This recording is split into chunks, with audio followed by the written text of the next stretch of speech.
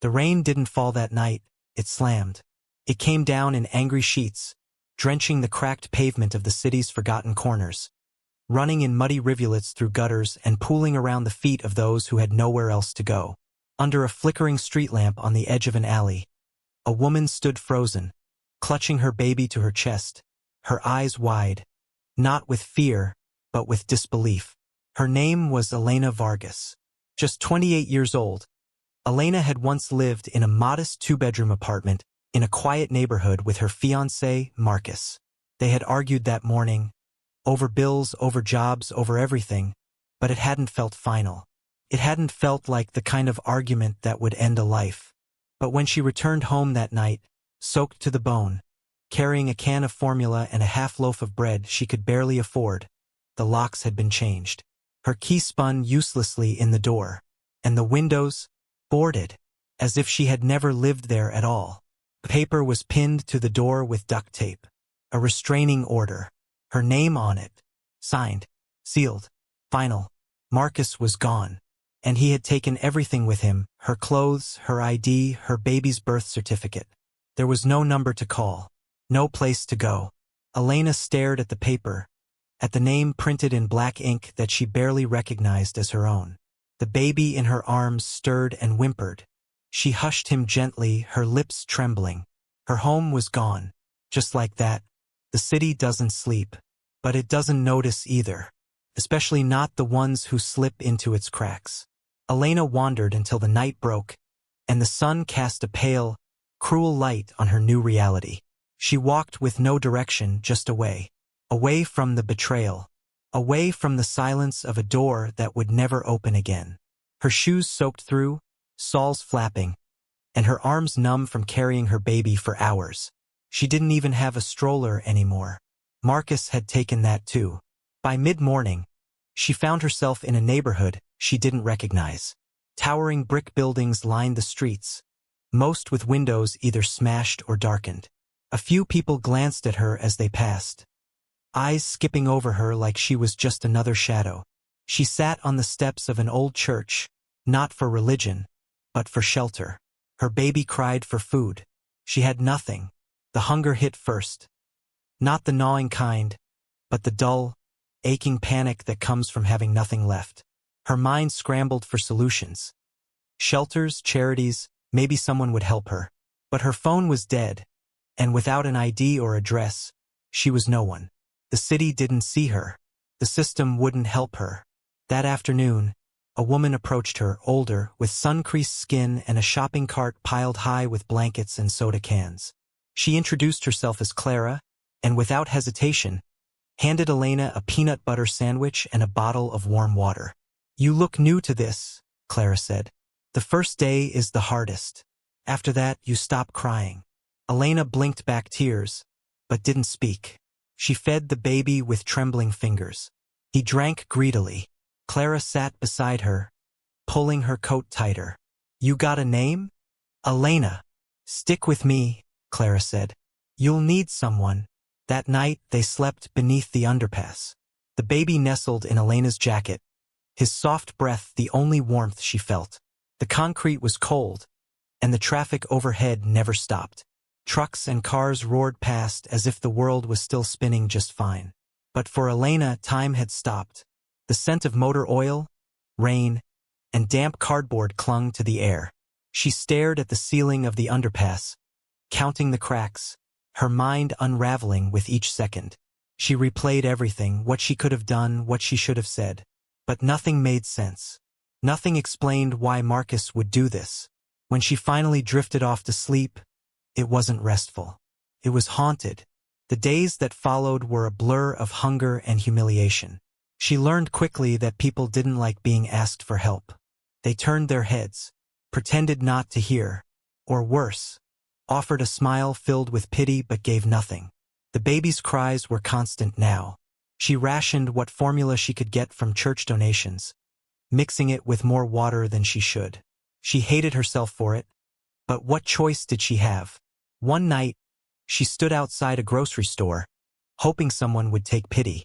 A man exited with a bag of groceries, and Elena stepped forward, hesitant. "Excuse me," I'm sorry. I have a baby and… He didn't let her finish. Get a job. The door slammed behind him. She turned away quickly, swallowing the humiliation like broken glass. But not every moment was dark. One morning, while sheltering beneath a bus stop awning, a young girl no older than 16 approached her, offering a hot cup of coffee. I saw you yesterday, the girl said quietly. I'm sorry you're going through this. Elena clutched the warm paper cup, holding it to her chest. She hadn't had anything hot in days. Thank you, she whispered. You remind me of my mom, the girl said before walking off. She didn't give a name.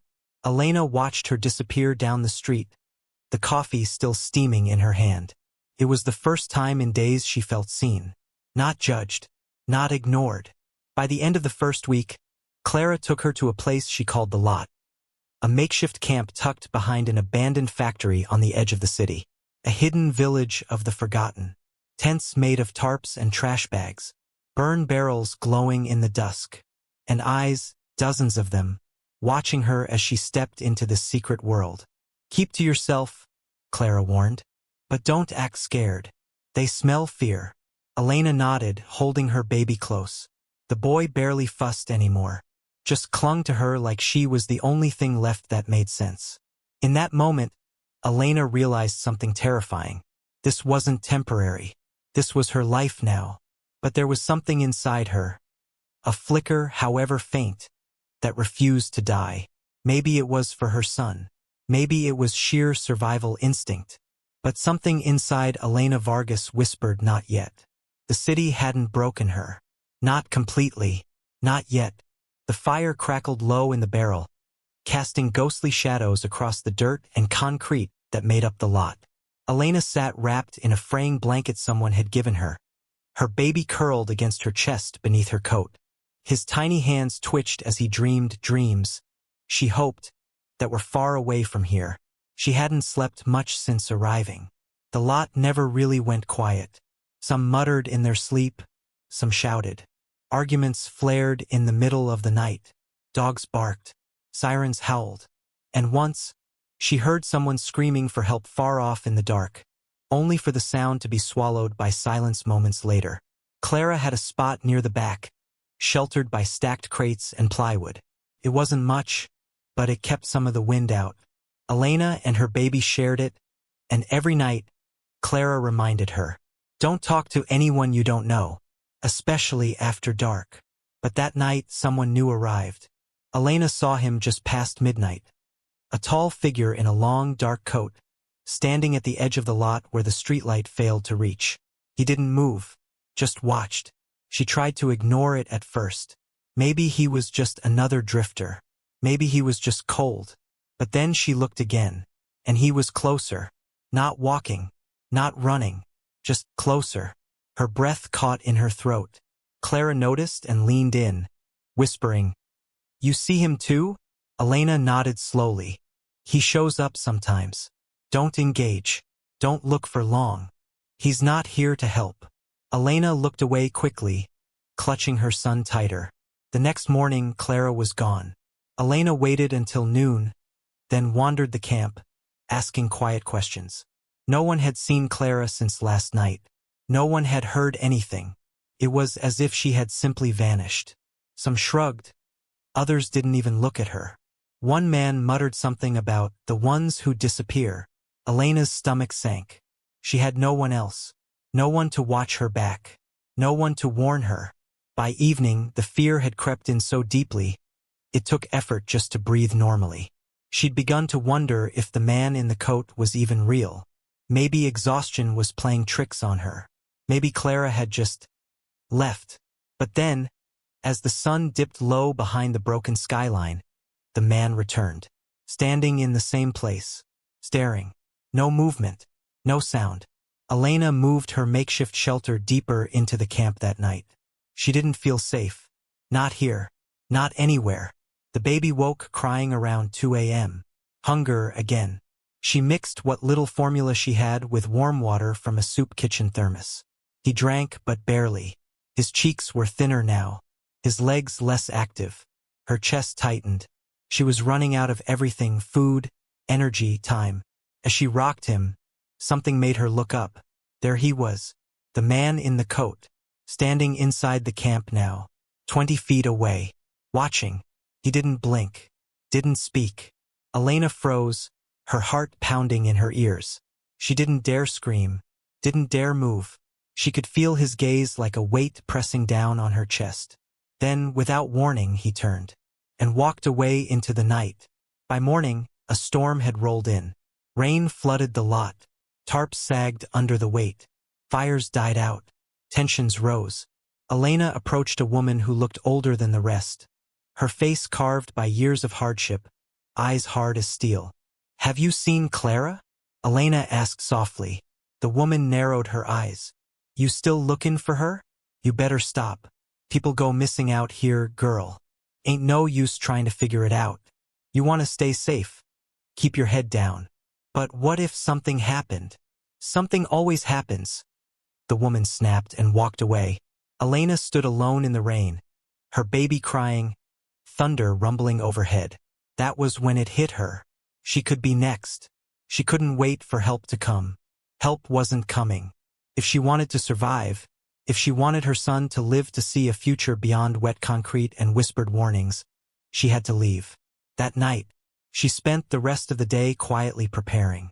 Stuffed what little she had into a backpack. A blanket, 3 diapers, a single bottle, and a photograph of her baby's first day home.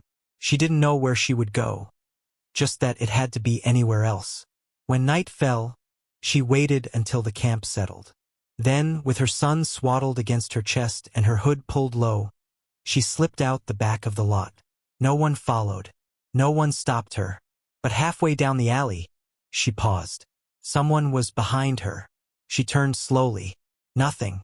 Just shadows and silence. She picked up her pace, heart hammering. Then a sound. Footsteps. Soft. Measured. She turned again, and this time she saw him. The man in the coat. Closer now. Face still shadowed. But something was wrong. His movements were wrong. Not quite human. Slightly off, like a puppet with tangled strings. Elena turned and ran. The city blurred around her. Alley to alley, street to street. Her shoes splashed through puddles, her breath ragged.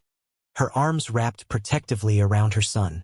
She ducked into a broken laundromat, heart pounding, and pressed her back to the wall. She waited. Minutes passed. Hours, maybe. Her baby had fallen asleep again. The silence outside remained unbroken. Had she lost him? Morning light crept through the shattered windows, casting long streaks across the dusty floor. Elena stepped outside. The city looked different. Colder. Bigger. More indifferent than ever. But she was still here. Still alive. And for now, so was her baby. She whispered a promise to him as she walked, her voice barely more than breath. "I don't care what I have to do. We're going to get out of this." The city didn't stop moving, even as Elena did. It pressed on like a giant machine, its gears grinding, uncaring of who got caught in them. Her body ached. Her mind buzzed with exhaustion, and yet her feet kept moving. She didn't know where she was heading, just that she couldn't stop. She couldn't go back to the lot. Not with that man. That thing. Still out there. She followed alleys and side streets, slipping through forgotten places between glass towers and rusted fences. She moved like a ghost, her son pressed tightly to her chest, his warmth the only thing anchoring her to reality. After nearly 2 days on the move with barely any rest or food, Elena found herself in a part of the city she'd never seen before. The streets were narrower here, the buildings older, the sidewalks cracked and buckled. A place where time seemed to have given up. The only sounds were the distant echo of a subway train below, and the low rumble of something she couldn't quite place. Like the city was breathing. That's when she saw it. A rusted metal door, half hidden behind a crumbling wall. Spray painted on it in red was a simple symbol. A downward arrow. Someone had added a note beneath it in fading marker. Sanctuary below. Knock twice. She stared for a long moment. Could be a trap. Could be worse than the streets. But she was out of options. She knocked. Once. Twice. A beat passed. Then the door creaked open. The stairwell beyond smelled of damp stone and mildew. A single flickering bulb lit the way down. At the bottom, a figure stood waiting. A tall woman, hair in tight braids, eyes alert but not unkind. She didn't smile, but she didn't look surprised either. "Got a baby?" the woman said, more statement than question. "Yes," Elena replied hoarsely. "Then come quick. Can't have him breathing this air too long." Elena followed her without hesitation. The underground sanctuary wasn't what she expected. It wasn't warm or clean or well-lit. But it was human. A large, abandoned maintenance corridor had been transformed into a sort of hidden village. Makeshift tents lined the walls, strung together with wire and tarp. Fires burned low in steel drums. A group of children kicked a deflated soccer ball near an old vending machine. Women stirred pots over heat plates. Men patched together radios and batteries. There was life here, and for the first time in days, Elena felt almost safe. The woman led her to an open space by a heat source and handed her a bottle of filtered water. "Name's Nia. You're lucky you found this place. Not many do. We don't advertise." Elena sipped the water slowly, careful not to drink too fast. How do you survive down here?" "Carefully," Nia said. "We trade. We scavenge. We keep to ourselves. And we stay off their radar." "There?" Elena asked. Nia's face darkened. "You've seen him, haven't you?" Elena nodded slowly. "Tall coat, he doesn't talk. Just watches." Nia sat beside her and lowered her voice. "They started showing up a few years ago. Always the same type. Faceless, quiet, but always watching. Some think they're part of the city. Some think they're not human at all. Whatever they are, people go missing when they come around." Elena's throat went dry. "Once you've seen one," Nia added, "you're never really invisible again." That night, Elena helped clean dishes with some of the others. The community here was strange but functional. Rules were strict. Noise was discouraged. Lights were dimmed after sunset. Everyone had a job. But whispers floated through the corridor like dust. "Did you hear? Another one saw the Watcher. They followed a girl last week. She never came back. You know what they say. They don't just take you. They erase you." Elena kept her head down. She had a new goal now. Stay hidden, stay quiet, and most of all, stay forgotten. Days passed. Elena fell into a rhythm. She helped cook, cleaned sleeping mats, shared watch duty. Her baby slept better underground than he had above. The air was still and no sirens cut the night. She even smiled once, when an older woman gifted her a stuffed toy someone had found in a trash bin. Still intact, still soft. But the peace didn't last. One night, during food prep, the lights flickered hard, off, then on, then off again. A low hum filled the tunnels. Then silence. Everyone froze. That's when someone screamed. Elena grabbed her baby and ducked behind a storage shelf, heart thudding in her ears. Voices shouted. Someone ran past her, breath ragged. Then a gunshot. She covered her son's ears and held him tighter. Then she saw it. In the dark, between the shadows cast by the failing emergency lights, a shape. Tall, still, watching. The man in the coat. He stood in the far tunnel, just beyond the others. Unmoving. No eyes, no face, just presence. Cold, choking presence. Someone charged him, swinging a metal pipe. It didn't connect.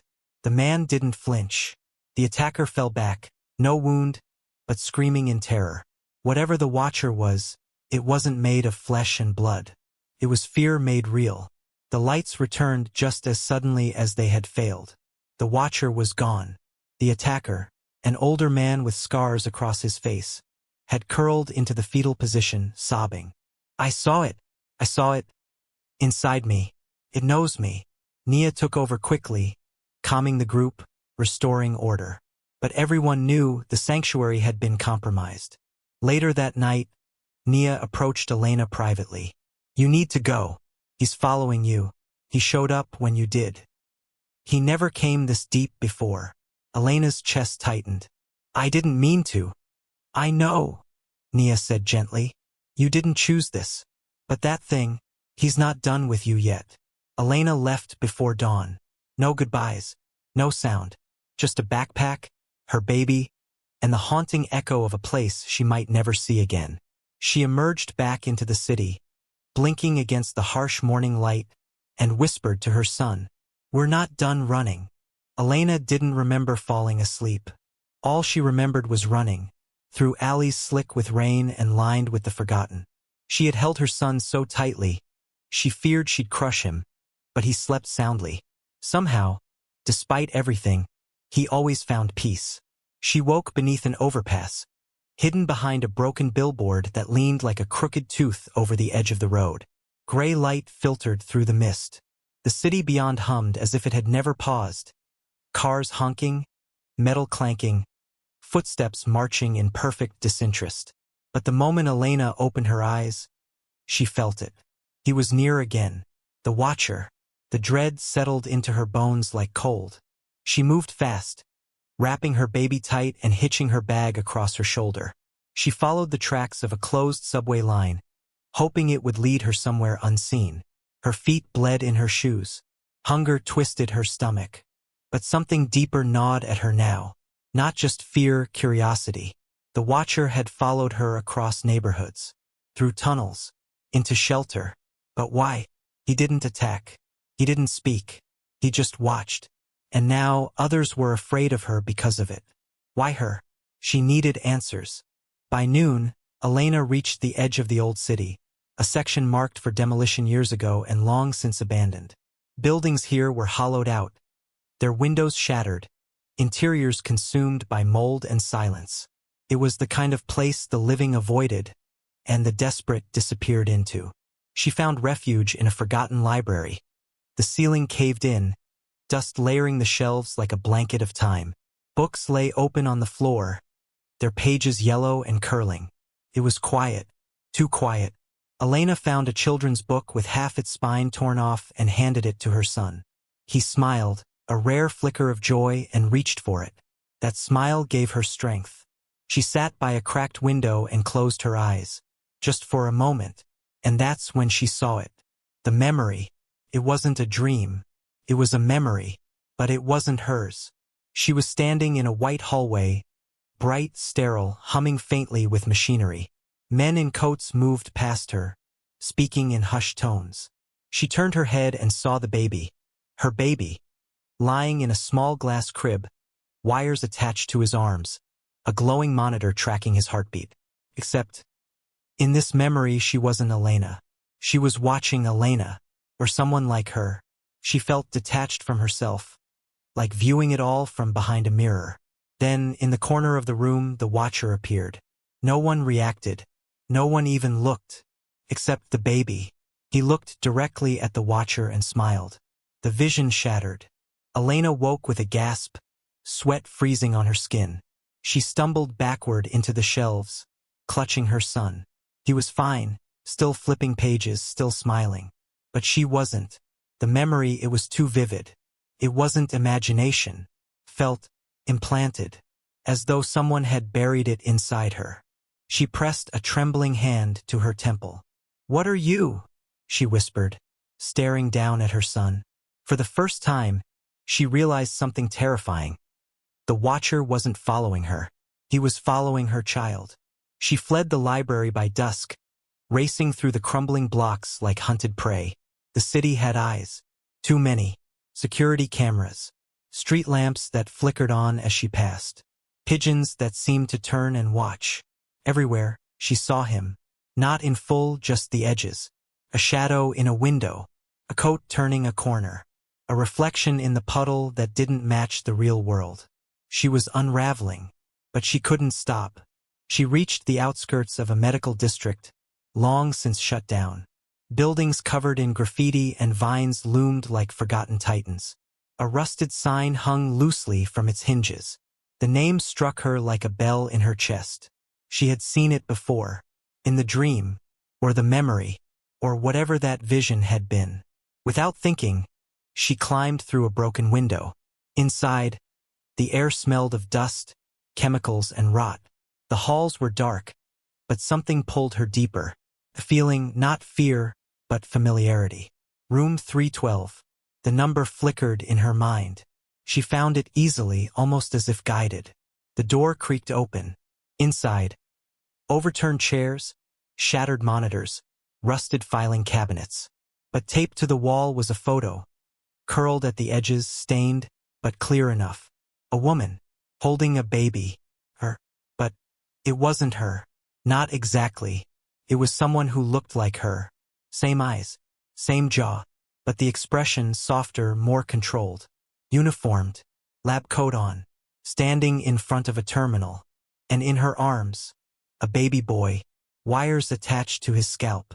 The caption beneath the photo read, Dr. Eleanor Voss, Phase 4 Trial, Subject 019. Elena staggered backward. Eleanor, not Elena. Her mind reeled. She had flashes now, rapid, disconnected memories flooding in. Needles, white rooms, a voice, "You'll be safe here." A child's cry, a firm hand pushing her toward a table. They hadn't just taken her in. They had made her forget. She hadn't escaped from poverty. She had escaped from them. And the Watcher? He wasn't a hunter. He was a guardian. The room buzzed faintly. She turned. He was there. Not outside. Not in a shadow. Standing in the doorway. But something was different this time. He didn't bring fear. He brought truth. And Elena suddenly remembered everything. The Watcher stepped into the room. Slowly, deliberately, his presence like gravity. Elena didn't flinch this time. She held her son close, but not in fear. For the first time since this all began, her panic had faded. In its place, a terrifying, crystalline clarity. This being, this silent, faceless sentinel, was not her enemy. He was her reminder, her warning, her witness, and above all, her protector. The memories came rushing back now, each one like a puzzle piece falling into place. She wasn't born Elena. She had been Dr. Eleanor Voss, lead researcher for Project Lucent, a government-backed initiative exploring enhanced cognition in utero. Their goal? To grow human minds beyond their natural limits. Not for medicine, not for science, for control. And her child, Subject 019, was their most successful trial. Not just smart, not just advanced, something else. They hadn't expected empathy. They hadn't expected emotion. And most of all, they hadn't expected him to choose her over them. She remembered the night she ran, cradling her newborn, alarms screaming behind her, stealing clearance badges, flooding the records, erasing files, making herself forget. They had offered a serum, a memory suppressant. She took it willingly, all to protect him, to live a life outside of laboratories, test rooms, and cages made of knowledge. But even wiped clean, her maternal instincts never dulled. She still ran. And they, the men in suits, the ghosts of institutions, the ones who turned children into weapons, had never stopped searching. The Watcher had been with her ever since. Not to retrieve the boy, but to keep them both safe. Elena looked up at him now.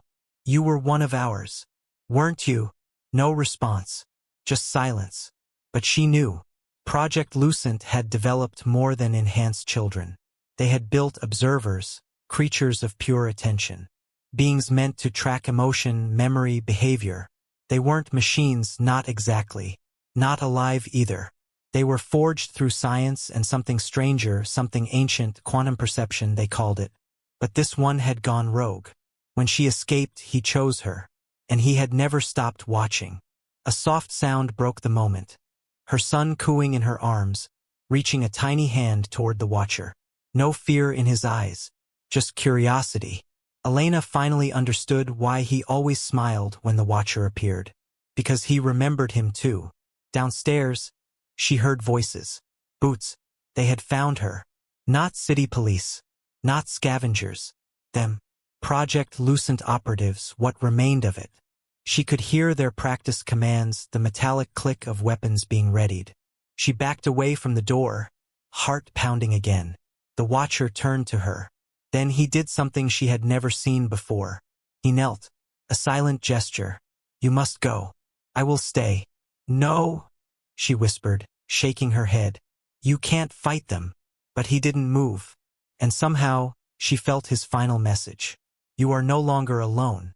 Elena ran, down crumbling stairwells, through long-forgotten tunnels, into the gut of the city's veins. The Watcher stayed behind, drawing them away, distorting perception the way only he could. She didn't stop running until the city lights faded completely, and she found herself in the dark underbelly of the metropolis. It was there, beneath the world that had tried to erase her, that she discovered something else. A hidden chamber. One last remnant of Project Lucent's forgotten depths. Consoles still powered by reserve batteries. Screens flickering faint data. And a terminal with a prompt that read, Dr. Eleanor Voss, access granted.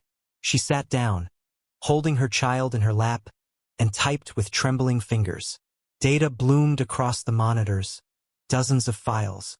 Video logs. Test results. Audio entries. Everything they had tried to hide. The truth about Lucent. The truth about what they had done to children. To her. To him. She didn't know who would listen, or who would believe, but she uploaded everything. To the cloud. To a dozen servers. To whistleblower networks and dark web nodes and media leak sites. All of it. She gave the truth back to the world. And once it was done, she destroyed the terminal. Weeks passed. Then months. The city moved on, unaware of the storm that had passed beneath it. The news told of leaked experiments, mysterious vanishing labs, and unconfirmed conspiracies. Whispers grew. Investigations began. Protests rose and fell. But Elena never returned. She settled in a town far from the city. A quiet place with open skies and no cameras on street corners. Her hair was shorter now. Her name new. Her story hidden. But her strength? That had never been clearer.